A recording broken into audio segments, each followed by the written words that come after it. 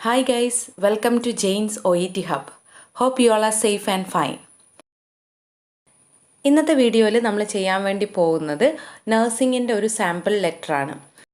ഒരു case not കിട്ടിക്കഴിഞ്ഞാൽ അതിനെ എങ്ങനെ അപ്രോച്ച് ചെയ്യണമെന്നും ആ റീഡിംഗ് ടൈം എത്രയും എഫക്റ്റീവായിട്ട് യൂട്ടിലൈസ് ചെയ്യാമെന്നും ഇനി നമ്മുടെ അസസ്മെൻറ്റ് ക്രൈറ്റീരിയ വെച്ച് എങ്ങനെ ഈ ടാസ്കിനെ കോറിലേറ്റ് ചെയ്യാമെന്നും ഇതൊക്കെ നമ്മൾ അറിഞ്ഞിരുന്നാൽ മാത്രമേ നമ്മുടെ ലെറ്റർ ഒരു നല്ല പെർഫെക്റ്റ് വണ്ണായിട്ട് നമുക്ക് മാറ്റിയെടുക്കാൻ വേണ്ടി പറ്റുള്ളൂ. എന്നാൽ മാത്രമേ നമ്മുടെ റിക്വയർഡ് സ്കോർ നമുക്ക് അച്ചീവ് ചെയ്യാനും പറ്റുള്ളൂ.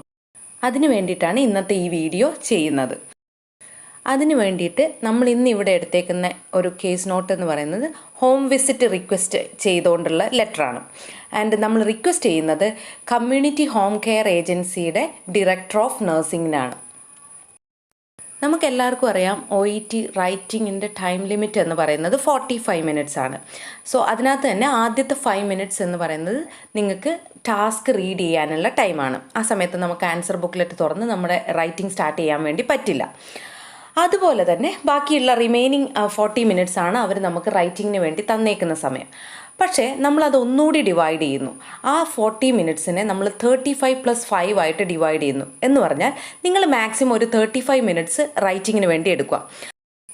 ബാക്കിയുള്ള 5 മിനിറ്റ്സിൽ നിങ്ങൾ ചെയ്യേണ്ടത് ആ എഴുതിയേക്കുന്ന ലെറ്റർ ഒന്ന് വായിച്ചു നോക്കുക. എന്തെങ്കിലും എറേഴ്സ് അതിനകത്തുണ്ടോ? പങ്ക്ച്വേഷൻ കറക്റ്റാണോ ഇട്ടേക്കുന്നത്? സ്പെല്ലിങ്സ് എല്ലാം കറക്റ്റാണോ? വേർഡ്സ് വൊക്കാബുലറി യൂസ് ചെയ്തേക്കുന്നതെല്ലാം കറക്റ്റാണോ?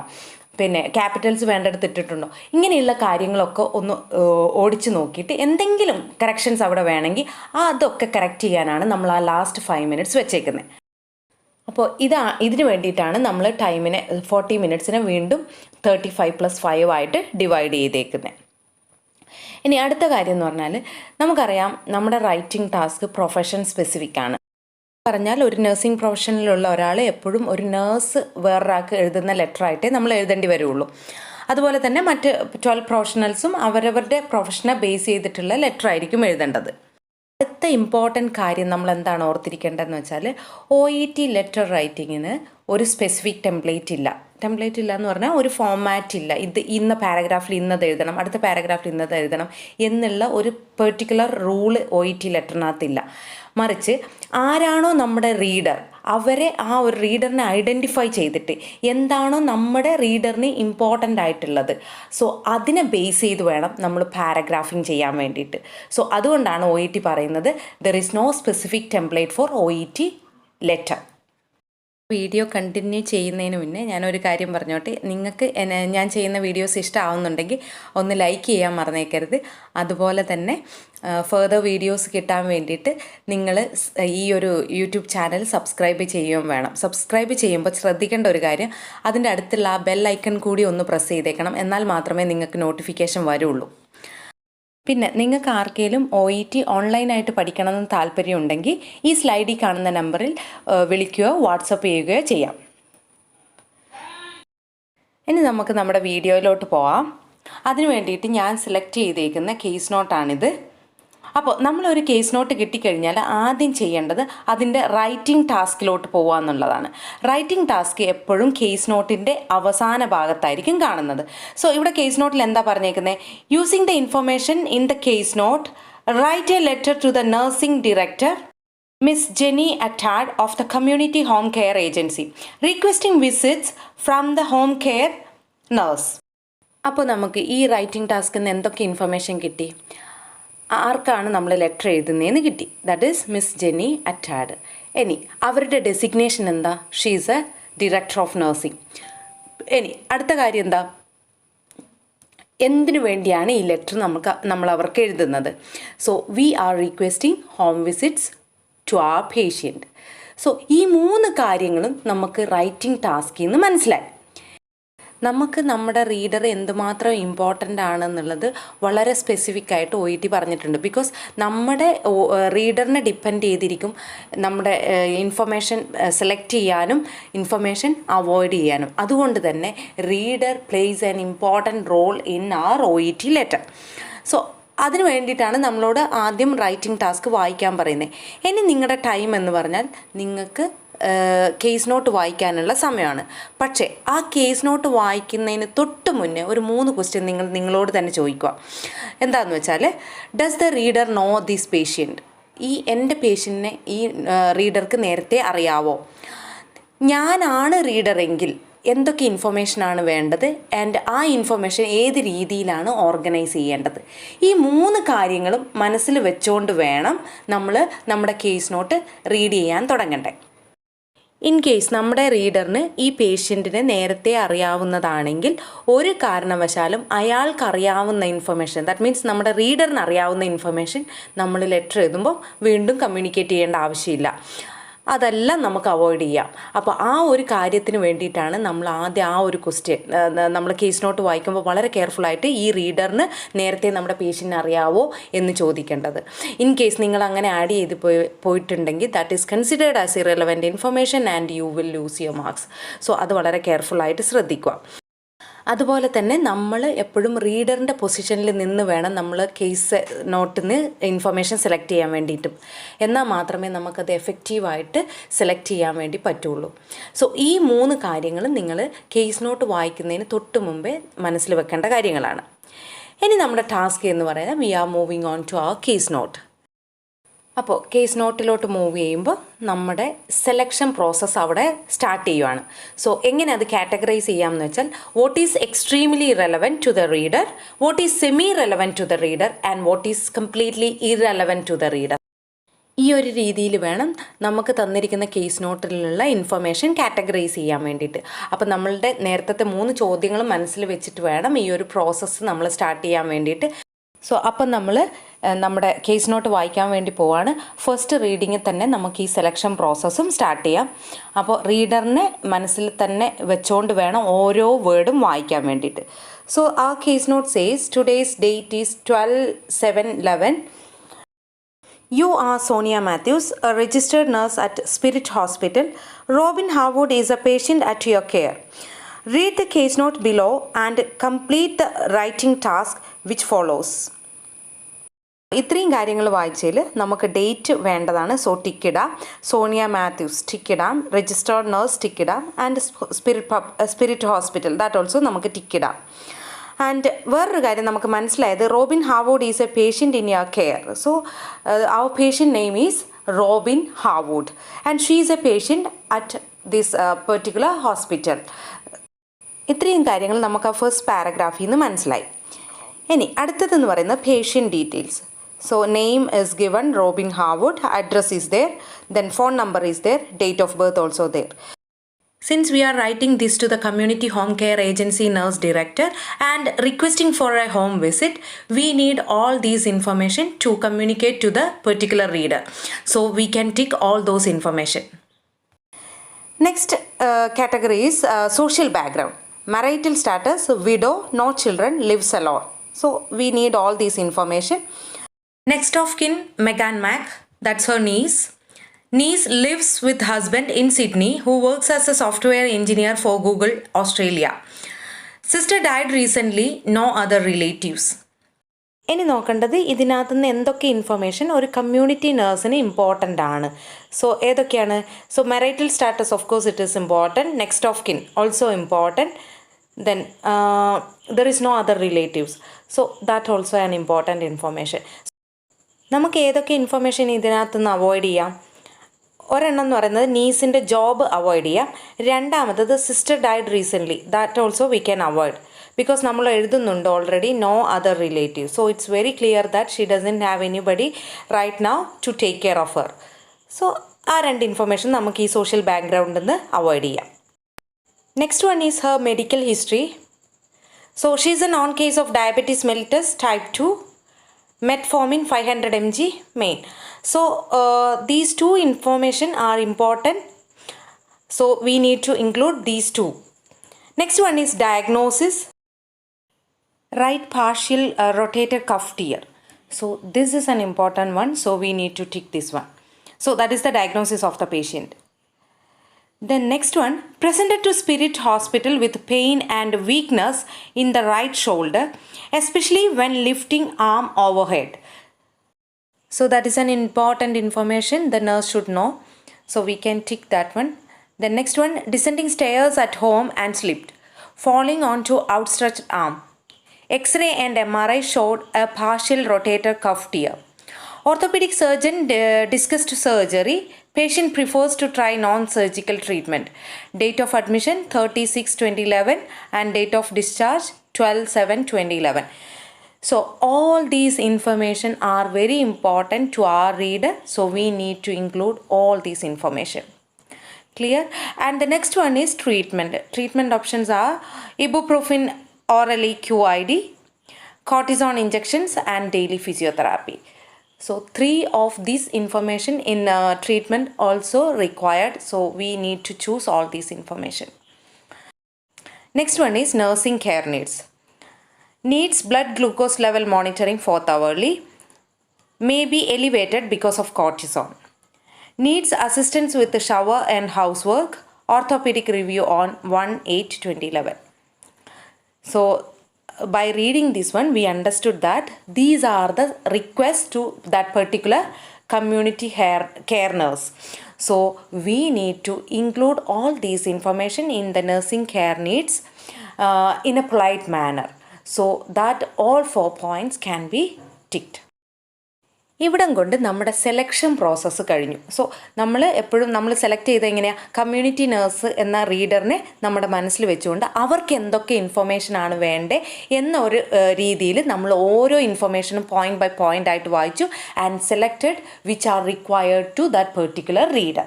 ഈ ഒരു രീതിയിലാണ് നമ്മളിപ്പോൾ സെലക്ഷൻ പ്രോസസ്സ് കഴിഞ്ഞേക്കുന്നത്. ഇനി അടുത്ത സ്റ്റെപ്പ് എന്ന് പറയുന്നത് how to organise this selected information. So that is the task now. Usually നമ്മൾ 2 വിധത്തിലാണ് നമ്മുടെ ലെറ്റർ ഓർഗനൈസ് ചെയ്യുന്നത്.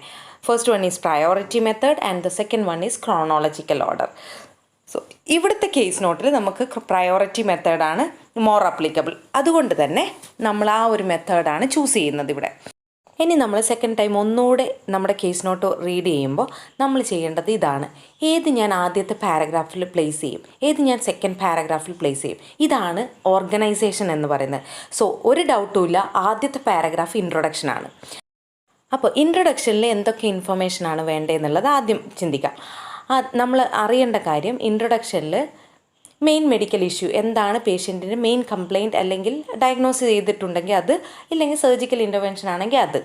അപ്പോൾ ഇവിടെ നമ്മുടെ കേസിൽ ഡയഗ്നോസിസ് ആണ് നമ്മുടെ main medical issue. So we choose that one.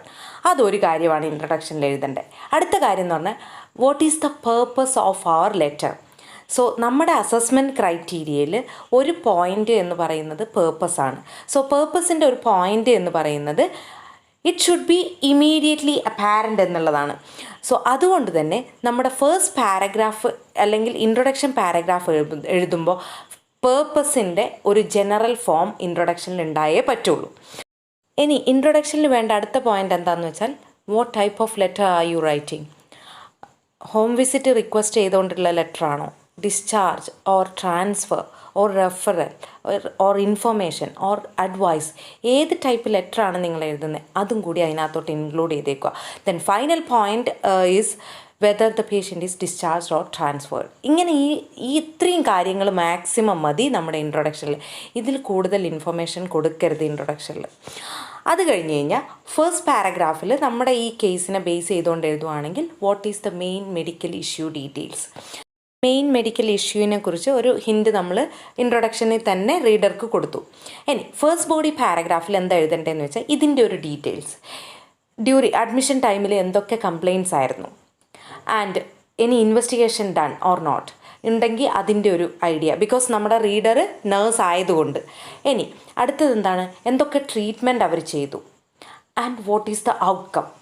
ഇത്രയും കാര്യങ്ങൾ ഒരു സ്റ്റോറി എന്ന പോലെ from the beginning till the end ഒരു സ്റ്റോറി ലൈൻ പോലെ എഴുതി നമ്മൾ ഫസ്റ്റ് ബോഡി പാരഗ്രാഫ് പൂർത്തിയാക്കുക. എന്നിട്ട് സെക്കൻഡ് ബോഡി പാരഗ്രാഫിലോട്ട് പോകുമ്പോൾ ഇതിനെ റിലേറ്റഡ് ആയിട്ട് എന്തൊക്കെ ഇൻഫർമേഷൻ നേഴ്സ് അറിയണം, ആ ഒരു ഇൻഫർമേഷൻ സെക്കൻഡ് ബോഡി പാരഗ്രാഫിൽ നിങ്ങൾ ഇൻക്ലൂഡ് ചെയ്യുക. നമ്മൾ ഇവിടുത്തെ കേസ് നോട്ട് ബേസ് ചെയ്ത് കഴിഞ്ഞാൽ നമുക്കവിടെ ഡയബറ്റീസ് മെലിറ്റസ് ഒരു നോൺ കേസ് ആയിട്ടുണ്ട്, പ്ലസ് മെറ്റ്ഫോമിൻ അവരെടുക്കുന്നുണ്ട്. ഈ 2 കാര്യങ്ങൾ എഴുതാം. പിന്നെ സോഷ്യൽ ഹിസ്റ്ററി എങ്ങനെയാണ്, അവരുടെ ലിവിങ് സ്റ്റാറ്റസ് ആൻഡ് ഓൾ, അതൊക്കെ നമുക്ക് സെക്കൻഡ് ബോഡി പാരഗ്രാഫിൽ എഴുതാം. ഇനി ഫൈനൽ പാരഗ്രാഫ് എന്ന് പറയുന്നത് എപ്പോഴും കൺക്ലൂഷൻ പാരഗ്രാഫ് അല്ലെങ്കിൽ റിക്വസ്റ്റ് പാരഗ്രാഫ് എന്ന് നമുക്ക് പറയാം. അപ്പോൾ ഇവിടെ നമുക്ക് 4 റിക്വസ്റ്റ് ആണുള്ളത്, സ്പെഷ്യലി ടു ദാറ്റ് നേഴ്സ്. ഒന്ന്, അവർ ബ്ലഡ് ഷുഗർ മോണിറ്റർ ചെയ്യാനും, ഷവറിങ് ആൻഡ് ഹോം കെയർ അസിസ്റ്റൻസിനും ആൻഡ് ഓർത്തോപീഡിക് റിവ്യൂ. ഈ 3 കാര്യങ്ങളാണ് നമ്മൾ അവരോട് സ്പെഷ്യലി പറയുന്നത്, അവരോടുള്ള റിക്വസ്റ്റ് ആയിട്ട് പറയുന്നത്. സോ ഇത്രയും കാര്യങ്ങളാണ് നമ്മൾ ഫൈനൽ പാരഗ്രാഫിൽ ഇൻക്ലൂഡ് ചെയ്യാൻ വേണ്ടി പോകുന്നത്. ഇപ്പം നമ്മുടെ ഓർഗനൈസേഷൻ എന്നുള്ള സ്റ്റെപ്പും ഇവിടെ കംപ്ലീറ്റ് ആയി. ഇനി അടുത്ത സ്റ്റെപ്പ് എന്ന് പറയുന്നത് how to transform these points.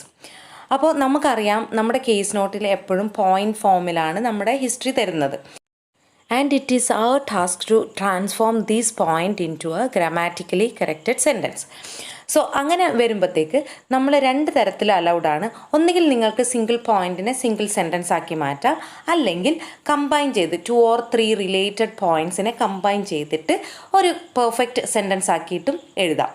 2 രീതിയിലും നിങ്ങൾ അലൗഡാണ് OET ലെറ്ററിൽ എഴുതാൻ വേണ്ടിയിട്ട്. ഇവിടം കൊണ്ട് നമ്മുടെ ലെറ്ററിൻ്റെ പ്ലാനിങ് കംപ്ലീറ്റഡ് ആയി. ഇനി നമുക്ക് പോകേണ്ടത് ഈ ലെറ്റർ നല്ല ഭംഗിയായിട്ട് നമ്മുടെ ആൻസർ ബുക്ക് ലെറ്ററിനകത്തോട്ട് എഴുതുക എന്നുള്ളതാണ്.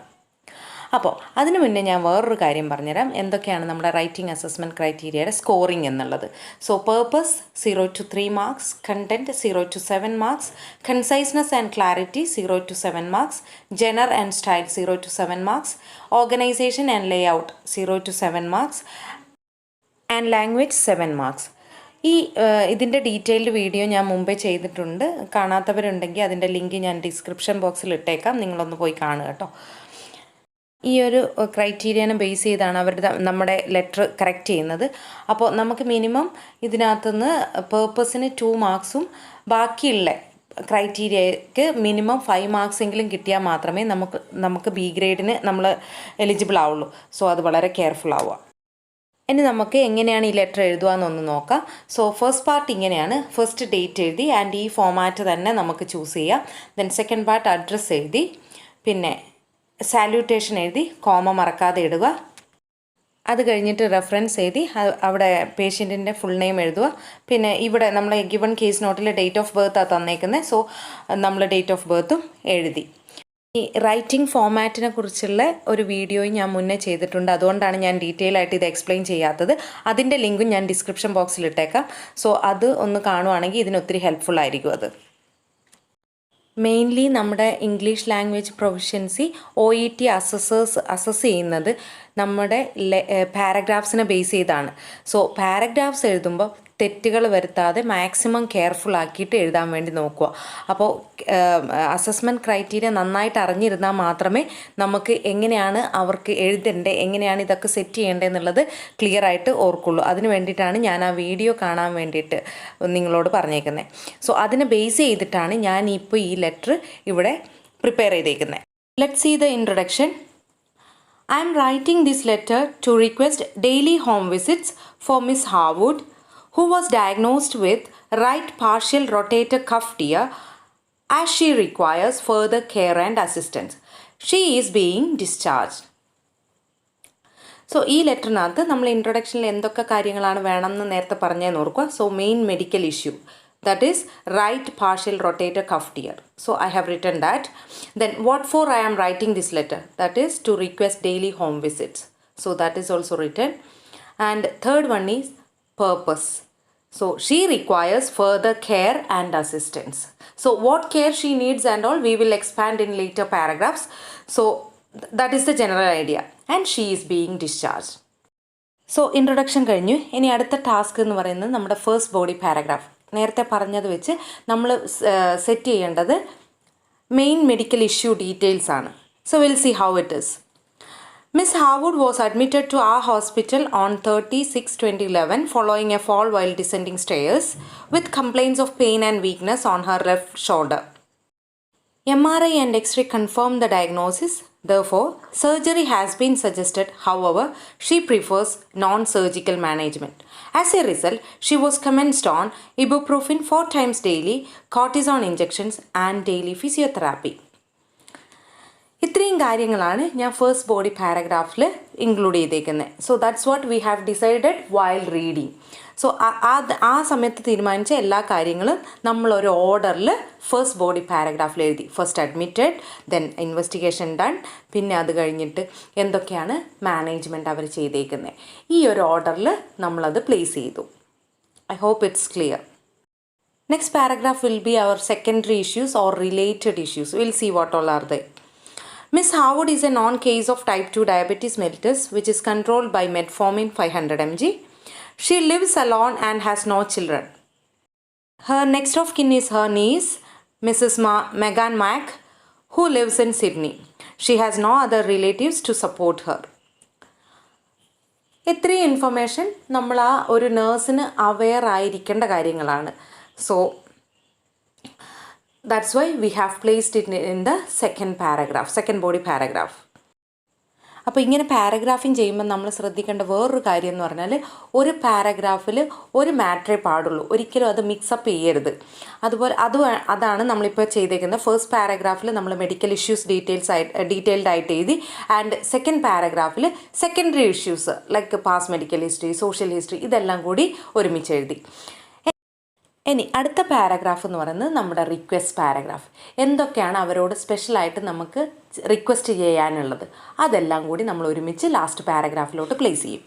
അപ്പോൾ ഇവിടെ നമുക്ക് നോക്കാം എന്തൊക്കെ റിക്വസ്റ്റ് ആണ് ചെയ്തേക്കുന്നത്. അപ്പോൾ നമ്മൾ റിക്വസ്റ്റ് പാരഗ്രാഫ് എഴുതുമ്പോൾ എപ്പോഴും ശ്രദ്ധിക്കേണ്ട ഒരു കാര്യം, it is better to use polite phrases. So നമ്മൾ അവരോട് റിക്വസ്റ്റ് ചെയ്യുന്നതാണ്, സോ അങ്ങനെയുള്ള വേർഡ്സ് ഉപയോഗിക്കുക. It would be greatly appreciated if you could monitor her blood glucose level which may elevate due to the administration of cortisone injections. Then second point, kindly note that she will also require assistance with the showering and other household chores. Then third one, please help her to attend the orthopedic review on 1/8/2011. So ഇത്രയും കാര്യങ്ങളാണ് അവരോട് നമുക്ക് request ചെയ്യാനുള്ളത്. So അത് specific ആയിട്ട് നമ്മൾ request ചെയ്തു. ഇന്ന് തന്ന കേസ് നോട്ടിൽ ഇത് ക്ലിയർ ആയിരുന്നു അവരോടുള്ള ഇൻഫർമേഷൻ. ചില കേസ് നോട്ടിൽ ഒത്തിരി ഇൻഫർമേഷൻ ഉണ്ടാവും, ലൈക്ക് മൾട്ടിപ്പിൾ പ്രൊഫഷണൽസിനുള്ള പാരഗ്രാഫ് ഒരുമിച്ചാണ് അവർ തരുക. അപ്പോൾ നിങ്ങൾ ആർക്കാണോ എഴുതുന്നത് അവർക്ക് എന്തൊക്കെ റിക്വസ്റ്റ് ആണെന്നുള്ളത് സ്പെസിഫിക് ആയിട്ട് നിങ്ങൾ ഐഡൻറ്റിഫൈ ചെയ്തിട്ട് വേണം അത് എഴുതാൻ വേണ്ടിയിട്ട്. അതൊക്കെ കെയർഫുൾ ആയിട്ടിരിക്കുക. സോ ഇൻട്രൊഡക്ഷൻ തൊട്ട് ഈ പാരഗ്രാഫ് എന്ന് വെച്ചാൽ റിക്വസ്റ്റ് പാരഗ്രാഫ് വരെയുള്ള പാരഗ്രാഫ്സ് ആണ് നിങ്ങൾ വേർഡ് ലിമിറ്റിന് വേണ്ടി കൺസിഡർ ചെയ്തേക്കുന്നത്. And our word limit is 180 to 200. അതിനെക്കുറിച്ചുള്ള ഡീറ്റെയിൽഡ് വീഡിയോയും ഞാൻ നേരത്തെ ചെയ്തിട്ടുണ്ട്. അപ്പം ഇതൊക്കെ ശ്രദ്ധിച്ച് വേണം നമ്മളൊരു ലെറ്റർ എഴുതാൻ തുടങ്ങാൻ വേണ്ടിയിട്ട്. ഇനി നമ്മുടെ ഫൈനൽ സെക്ഷൻ എന്ന് പറയുന്നത് ക്ലോസിങ് സ്റ്റേറ്റ്മെൻ്റ് ആണ്. And that is please do not hesitate to contact me if you have any queries. അത് കഴിഞ്ഞിട്ട് complimentary close, that is yours sincerely, then our address, yours sincerely, yours faithfully. ഏതൊക്കെ കോണ്ടെക്സ്റ്റിലാണ് use ചെയ്യേണ്ടതെന്നുള്ളതും ഞാൻ video ചെയ്തിട്ടുണ്ട്, നിങ്ങൾക്ക് വേണമെങ്കിൽ അതും കൂടി ഒന്ന് കാണാം. അപ്പോൾ ഇത്രയും കാര്യങ്ങളാണ് നമ്മളൊരു ലെറ്റർ എഴുതുമ്പോൾ ശ്രദ്ധിക്കേണ്ടത്. അപ്പോൾ പ്രാക്ടീസ് എന്ന് പറയുന്നത് വളരെ ഇമ്പോർട്ടൻറ്റ് ഫാക്ടറാണ്. സോ നമ്മൾ എത്രമാത്രം നമുക്ക് പ്രാക്ടീസ് ചെയ്യാൻ പറ്റുമോ അത്രമാത്രം നമ്മുടെ ലെറ്ററും ബ്യൂട്ടിഫുൾ ആയിരിക്കും. അതുകൊണ്ട് മാക്സിമം പ്രാക്ടീസ് ചെയ്യുക. അത് ഈ ഒരു അസസ്മെൻറ്റ് ക്രൈറ്റീരിയ വെച്ച് തന്നെ നിങ്ങൾ പ്രാക്ടീസ് ചെയ്ത് പഠിക്കുക, എന്നാൽ മാത്രമേ നമുക്ക് നല്ലൊരു സ്കോർ കിട്ടുള്ളൂ.